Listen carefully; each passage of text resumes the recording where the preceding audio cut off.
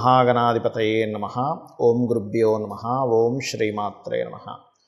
పరమేశ్వర స్వరూపమైనటువంటి జ్యోతిష, వాస్తు మరియు ఇతర అనేకమైనటువంటి శాస్త్రములను మనకు అందించినటువంటి మహర్షులకి నమస్కారం. హయగ్రీవ హయగ్రీవ హయగ్రీవేతి యో వదేత్ తస్య నిస్సరతే వాణి జహ్నుకన్యా ప్రవాహవత్. అరుణాం కరుణాతరంగితాక్షీం ధృతపాశాంకుశపుష్పబాణచాపాం అనిమాదిభిరావృతాం మయూకైః అహమిత్యేవ విభావయే భవానీం. శ్రీమాత్రే నమః.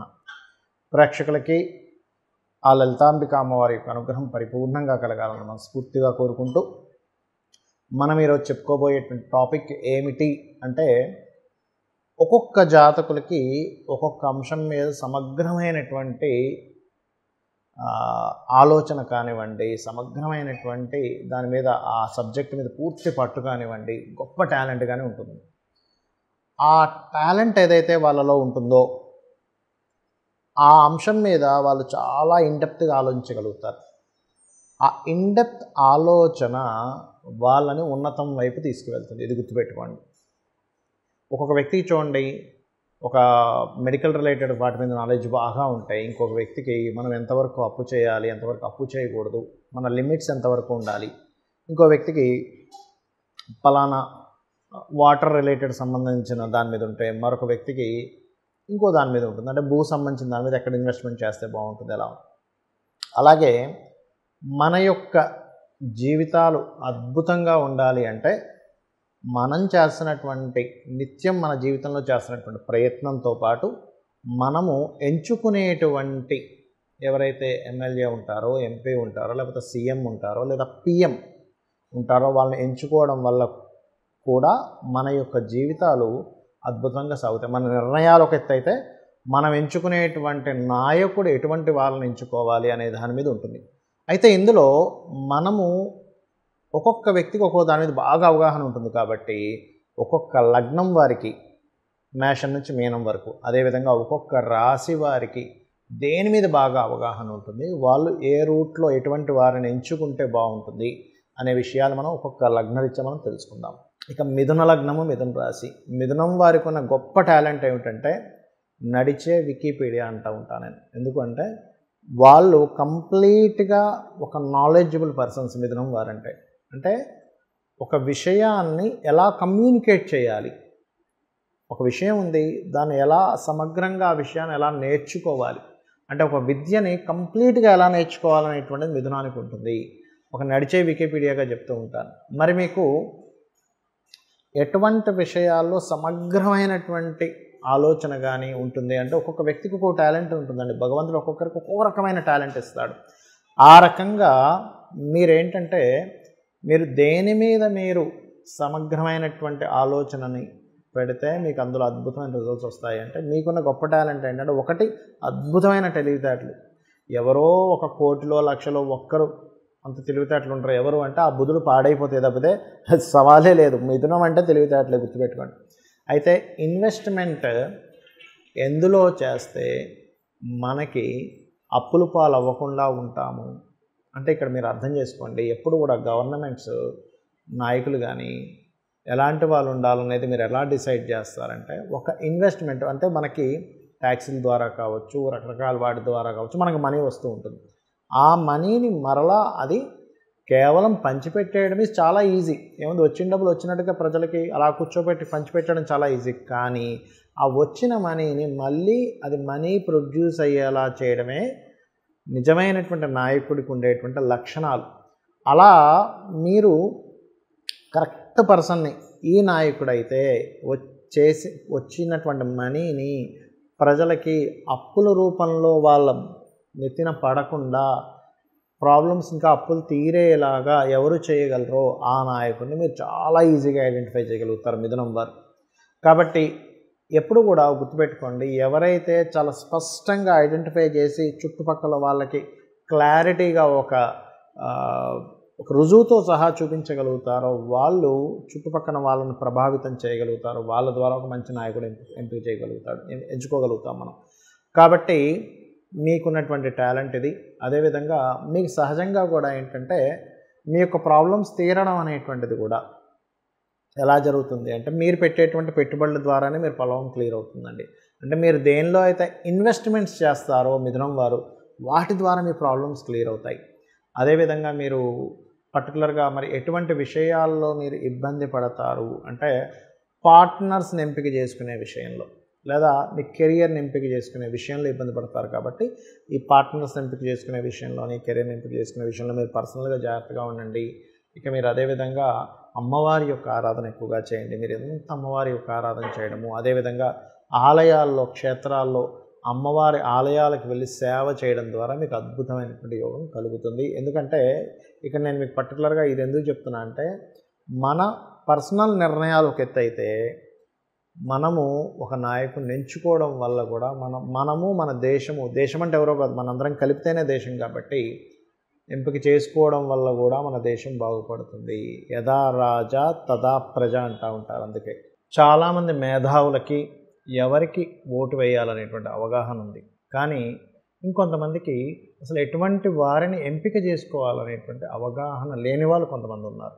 వారి కోసం వాళ్ళు చాలామంది అడిగారు నన్ను, ఏమండి అసలు ఎలాంటి వాళ్ళని మనం ఎంచుకోవాలి, అలాంటప్పుడు అసలు ఏ అంశాలు చూడాలి అని చెప్పి చూసుకున్నట్లయితే, మొట్టమొదటిగా గుర్తుపెట్టుకోండి ఎప్పుడు కూడా ఒకటే, ఏమిటదంటే ఫస్ట్ అసలు రైతు, ఈ దేశానికి రైతు వెన్నెముక్క అంటారు. కాబట్టి రైతులకు ఎంతవరకు వాళ్ళు సపోర్ట్ చేస్తున్నారు ఈజ్ మోస్ట్ ఇంపార్టెంట్. గుర్తుపెట్టుకోండి, ఏ నాయకుడు అయితే పర్ఫెక్ట్గా సపోర్ట్ చేస్తాడు, అంటే పిచ్చి పిచ్చిగా పనిచేయడం కూడా కాదు, అర్థం చేసుకోండి.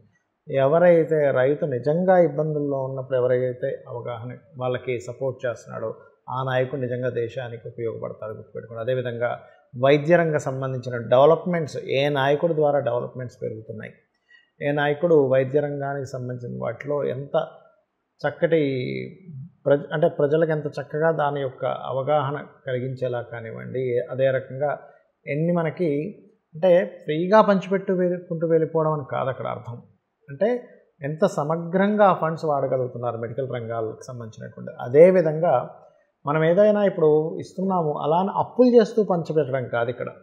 ఎవరైతే అప్పులు చేయకుండానే మనం సంపదను సృష్టించగలుగుతున్నాము, ఎందులో ఇన్వెస్ట్మెంట్ చేయగలుగుతున్నాము ఈజ్ మోస్ట్ ఇంపార్టెంట్. ఎప్పుడు కూడా మన దేశ నాయకుడు కానివ్వండి, ఒక ఎమ్మెల్యే, ఎంపీ ఆర్ ఒక సీఎం కానివ్వండి, పిఎం కానివ్వండి, వీళ్ళందరూ కూడా ఇన్వెస్ట్మెంట్స్ ప్రజల యొక్క ధనాన్ని, ఎందుకంటే ఇదంతా మన డబ్బులు, మనకు ఎవరైనా పంచుతున్నారంటే కూడా మన డబ్బులే మనం పంచుకుంటున్నాం, మళ్ళీ మనం కడుతున్నాం ఆ రేట్లు పెరిగిన దాంట్లో. కాబట్టి ఆ యొక్క ధనాన్ని ఎక్కడ ఇన్వెస్ట్మెంట్ చేసి అది మళ్ళీ సంపదగా మార్చేటువంటి టాలెంట్ ఏ నాయకుడికి ఉంది. ఇంకా ముఖ్యంగా ఏమిటంటే యూత్కి ఎటువంటి ఇవి కలిగించగలుగుతున్నారు అంటే, ఇవాళ రేపు ఏమిటి అంటే, ఇవాళ యూతే రేపు దేశానికి వెన్నెముక లాంటి వారు. ఎలా అయితే రైతు ఎలాగో, అదేవిధంగా యూత్కి ఎటువంటి సదుపాయాలు కలిగించగలుగుతున్నారు. యూత్కి కేవలం ఏదో గవర్నమెంట్ జాబ్స్ ఇచ్చేయడం అని కాదు, గవర్నమెంట్ జాబ్స్ ఇస్తామని హామీలు ఇచ్చేసి దాని తర్వాత 5 ఏళ్ళు పోయిన తర్వాత అయ్యో మేము ఇంత ఇచ్చాం అంత ఇవ్వలేకపోయాం ఏదో మళ్ళీ చెప్పేయడం, అలా కాదు. యూత్కి సెల్ఫ్ ఎంప్లాయ్మెంట్ ఎంతవరకు చేయగలుగుతున్నారు, సెల్ఫ్గా ఎంతవరకు గవర్నమెంట్ సపోర్ట్ చేయగలుగుతుంది. వేరే కంపెనీస్ చూడండి, ఇతర కంపెనీస్, ఇప్పుడు కియా ఉంది, లేకపోతే రకరకాల కంపెనీస్ ఉంటాయి. ఆ కంపెనీస్ని ఎంతవరకు దేశంలోకి వచ్చేలా చేయగలుగుతున్నారు, దాని ద్వారా ఎంతమందికి ఎంప్లాయ్మెంట్ కలిగింపజేయగలుగుతున్నారు ఈజ్ మోస్ట్ ఇంపార్టెంట్. ఎందుకంటే గవర్నమెంట్ అన్ని జాబ్స్ని గవర్నమెంట్ చేసుకుంటూ వెళ్ళిపోతే కూడా మన చాలా దేశాలు మనం చూసాం, అక్కడ చాలా ఇబ్బందులు పడినటువంటి. అలా అవ్వకుండా ఏ నాయకుడు మనకి చేయగలడు అనేటువంటి తెలుసుకోవాలి. అదేవిధంగా ఈక్వాలిటీ ఈజ్ మోస్ట్ ఇంపార్టెంట్. ఒక వర్గం వారికే పూర్తిగా సపోర్ట్ చేసేసి మిగతా వాళ్ళందరూ మనుషులు కాదన్నట్టుగా వాళ్ళకు మాత్రమే అన్నీ సమకూరుస్తూ మిగతా వాళ్ళకి ఏమి సమకూర్చకుండా చేసేటువంటి నాయకుడు కూడా మనకొద్దు. అందరికీ సమానంగా చూసేవాళ్ళు, అందరూ ఒకలాగే చూడగలగాలి, అందరికీ సమానమైనటువంటి హక్కులు ఇవ్వగలగాలి. అదేవిధంగా ఇవి కలిగిస్తూ దేశ రక్షణ కోసం మనం చూడండి, ఇప్పుడు మన యొక్క రక్షణా దళం ఎంతవరకు పటిష్టంగా ఉంది. ఎందుకంటే రక్షణ కనుక సరిగ్గా లేకపోయినా దేశం లోపల కావచ్చు, సరిహద్దుల్లో కావచ్చు, ఏ నాయకుడు ఉన్నప్పుడు మనకి రక్షణ కరెక్ట్గా ఉంది, మనం భయభ్రాంతులకు గురవకుండా ఉన్నాము అనేటువంటిది కూడా ఎంపిక చేసుకోవడంలో సమగ్రంగా మనం అర్థం చేసుకోవాలి. అదేవిధంగా ఎడ్యుకేషన్ సిస్టమ్, ఏదో స్కూల్స్ కట్టేస్తున్నాము, కాలేజీలు కట్టేస్తున్నాము అన్నట్టు కాకుండా సిస్టమ్ ఎంతవరకు మార్చగలిగింది అంటే, మనం చిన్నప్పటి నుంచి చదువుకుంటున్నప్పుడు ఆ చదువు సంస్కారాన్ని పెంచుతూ ఎట్ ఏ సేమ్ టైం మనకి విద్య ఎలా తోడ్పడుతుంది, వాళ్ళకి ఆ విద్యలో కూడా ఏదైనా ఒక నేర్చుకునేలాగా, అంటే ఏదో చదువుకుంటూ వెళ్ళిపోయామండి కానీ అది దేనికి ఉపయోగపడలేదు అంటూ ఉంటారు. అలా కాకుండా విద్యా వ్యవస్థలో ఎటువంటి మార్పులు తీసుకురావాలి, ఎటువంటి మార్పులు తీసుకురావడం వల్ల ఒక పిల్లవాడు పెద్ద అయిన తర్వాత తన సొంత కాళ్ళ మీద తాను నిలబడడానికి ఈ ఎడ్యుకేషన్ ఎంతవరకు తోడ్పడుతుంది అనే దాని గురించి, అదేవిధంగా ఇవన్నీ ఒక ఎత్తు అయితే జీడిపి అంటూ ఉంటారు. మన దేశ జీడిపి ఎంత పెరుగుతూ ఉంటే అంత బాగుంటుందని మన దేశం. ఏ నాయకుడు మన దేశ జీడిపిని పెంచగలిగాడు, భవిష్యత్తులో ఎంత ఉంది, ఇప్పుడు ఎంత ఉంది, ఫ్యూచర్లో ఎంత ఉండబోతుంది అనేటువంటిది. అదేవిధంగా కేవలం ఏదో మన దేశాన్ని పెంచుకుంటూ రక్షణ వ్యవస్థ పెంచుకోవడమే కాకుండా ఫ్రెండ్లీ అంటే ఇతర దేశాలతో మనం స్నేహ స్వభావంగా ఏ దేశ నాయకుడు అంటే ఏ నాయకుడు వచ్చినప్పుడు దేశంలో స్నేహ స్వభావం కానివ్వండి, లేనట్లయితే ఇతర దేశాలతో స్నేహంగా ఎంత ఫ్రెండ్లీగా తయారయ్యాం, దాని ద్వారా మనకి ఇంపోర్ట్ ఎక్స్పోర్ట్స్ కానీ ఎలా ఉంటాయి. ఇప్పుడు ఒక దేశం కనుక మిగతా దేశాలతో స్నేహంగా ఎంత ఎక్కువ దేశాలతో స్నేహంగా ఉంటే ఆ యొక్క దేశం అంత ఇంప్రూవ్మెంట్ అవుతూ ఉంటుంది. అలాగా ఏ నాయకుడు వచ్చినప్పుడు మనకి ఇతర దేశాలతో ఇంపోర్ట్ ఎక్స్పోర్ట్స్ ఎంత జరుగుతూ ఉంటే మనం తయారు చేసినట్టు వేరే దేశాల్లో అమ్మగలుగుతాం. ఎంతసేపు వేరే దేశాల్లో ఉన్నది మాత్రం మనం కొనుక్కుంటే మన దేశం పెద్ద దేశంగా ఉండిపోతుంది. అలా కాకుండా మనం ఎంత ఇంపోర్ట్ చేయగలిగితే, ఫ్రెండ్లీగా ఉండగలిగితే అంత పెరుగుతూ ఉంటుందండి. అలాగా ఏ దేశాలతో ఫ్రెండ్షిప్ చేయాలి, ఏ దేశాలతో ఫ్రెండ్షిప్ చేయకూడదు అనేటువంటి అవగాహన ఉండాలి ఒక నాయకుడికి. లేనట్లయితే ఇప్పుడు ఫ్రెండ్గా ఉన్నట్టుండి మనకే ఇబ్బంది పెడతాడు.